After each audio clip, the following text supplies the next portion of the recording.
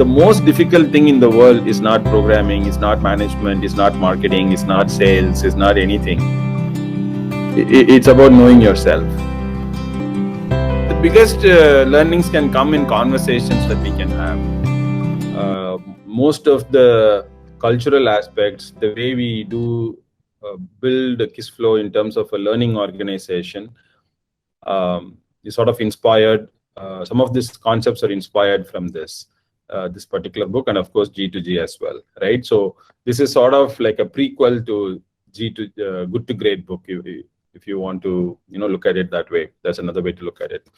So one of the reasons we picked this particular 5 disciplines, basically, before I go into mental models, 5th discipline basically talks about 5 different disciplines.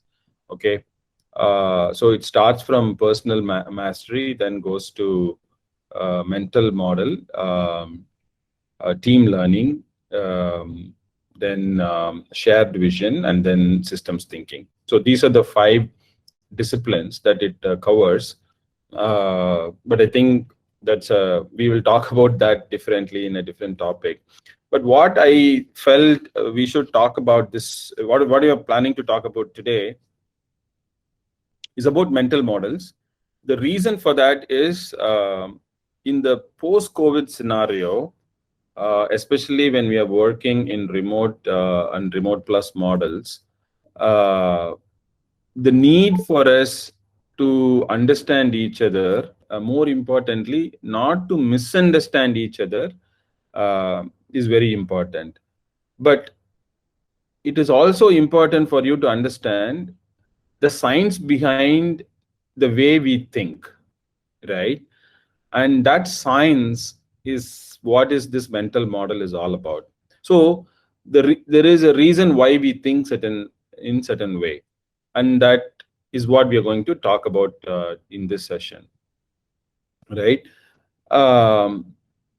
If you really look at any problem, it is like an elephant and a blind man, right? So everybody has a different perspective. Meaning, if you take a particular problem or an issue or a person, right, depending upon how they experience that person or the problem or the situation, they will articulate it in a different way. And it is very similar to this blind man and the elephant scenario, right? And why does that happen, right? If you really look at that, every one of us, we have some view of the world, right? The world out there, the reality basically is very complex, okay? But we tend to simplify that whole complexity of the world and keep it in an easy to remember fashion for us to make decisions in our mind, right? And this process is actually called mental model, right? If you do not, every one of us do this, there is absolutely no exception whatsoever.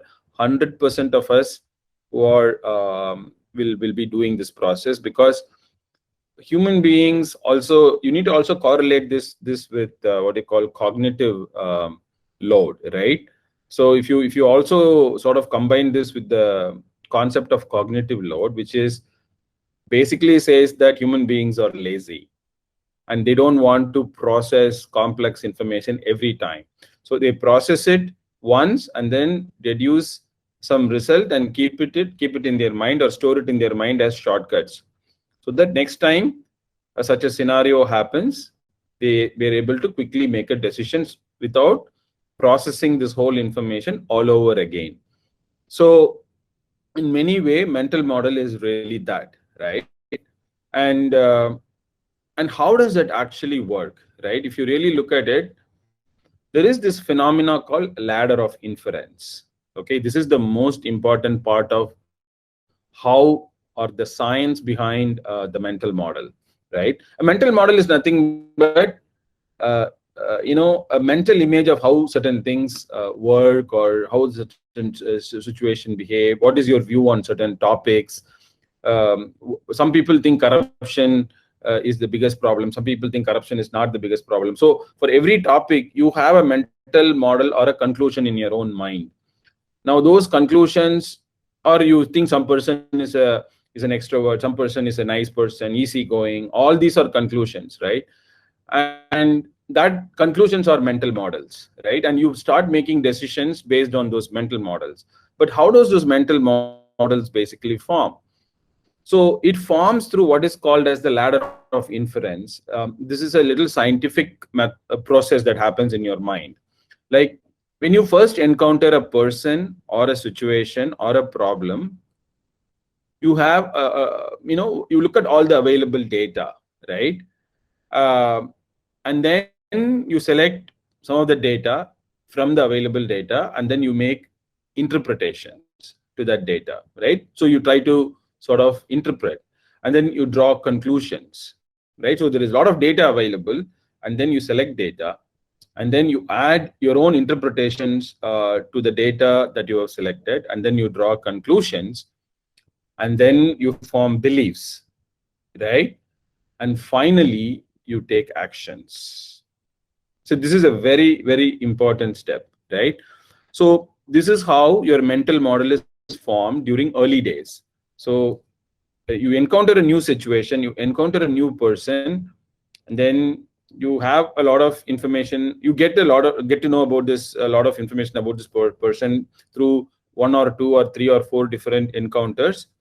And then you pick you don't take all the data. That's the problem here, right? Because you pick some data. Sometimes, most of the time, sometimes these data you might even pick based on what you think is your belief system, right? So your belief system might also influence in picking certain type of data from the available data. And then you add your own interpretations, your own conclusions, and then your beliefs. And then you start acting out of the beliefs, right? Your actions are formed out of their beliefs. Now, the reason I'm sort of a little bit reiterating this is an important concept. So there is observable data and experiences. Then I, or rather every individual, selects data from what I observe. Then you add meaning. These meanings are cultural and personal, right? So this is what I call as interpretations. Then you make your own assumptions, right? And then you draw some conclusions, and then you form beliefs about the world, right? About a situation, about a scenario, about politics, about society, about feminism, about everything, right? So all of this is built over these models, right? Animal rights, vegetarianism, non-vegetarianism, veganism. You take any concept that you have, this goes through this process, right? And then finally you act, because after you form the belief, you only do actions, right? Because till you form a belief, you go through this process. But once you form the belief, then you start acting from the belief, because you have reached a certain stable state. And the most important thing is, once this happens, right, there is another important thing that happens, right? If you just start thinking about it, there is something called reflexive loop that happens during mental model, in the mental models, especially with respect to the ladder of inference. What happens for the reflexive loop is really that after some time, because you form beliefs, you start picking data that reaffirms your beliefs, right? You don't go to the last step, like look at all the data again. No, because you have certain beliefs, you straight go from the belief, and then you go back to picking the data that reconfirms your beliefs, and then you quickly climb up the ladder, because it reinforces your interpretation, conclusions, beliefs, and then again, this whole loop is a reinforcing loop, right? And that's actually what really happens over time. And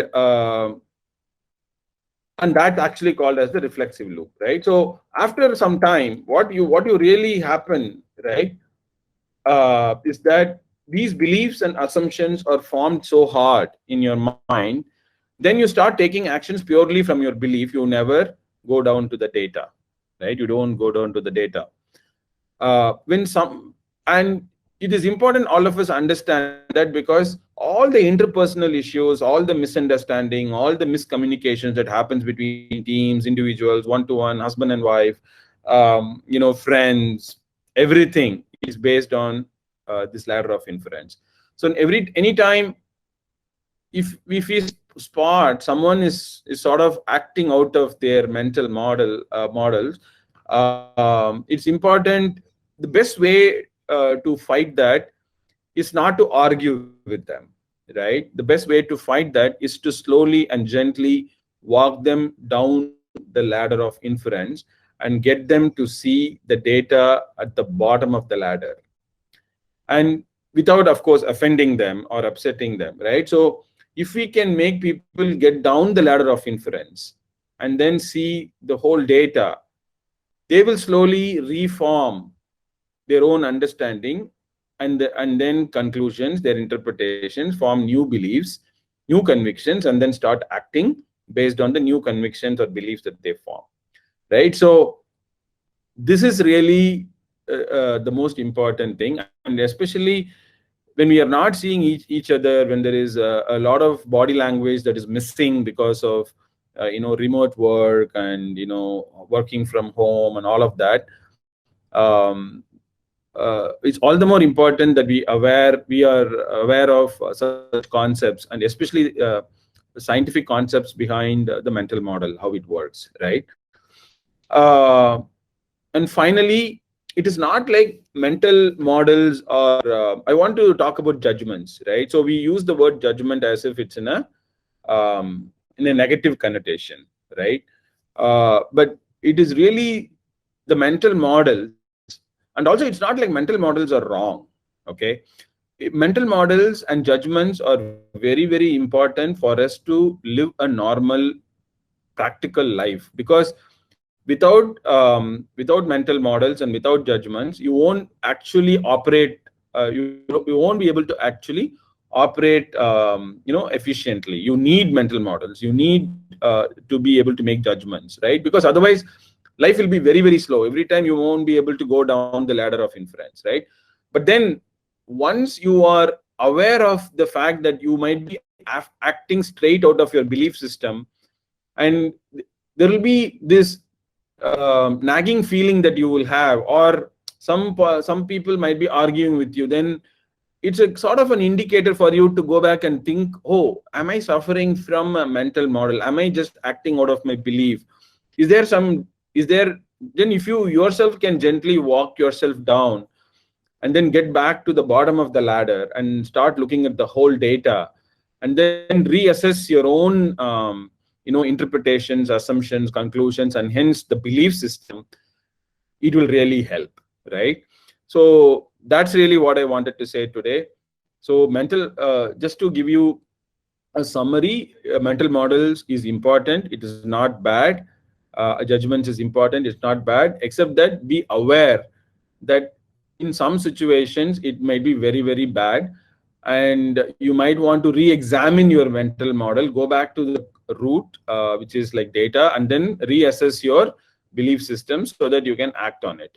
So that is very important. So let me stop here and open up for questions. I'm sure some of you have questions to debate on this. Sorry, go ahead and ask me. I'll probably try and clarify as much as possible.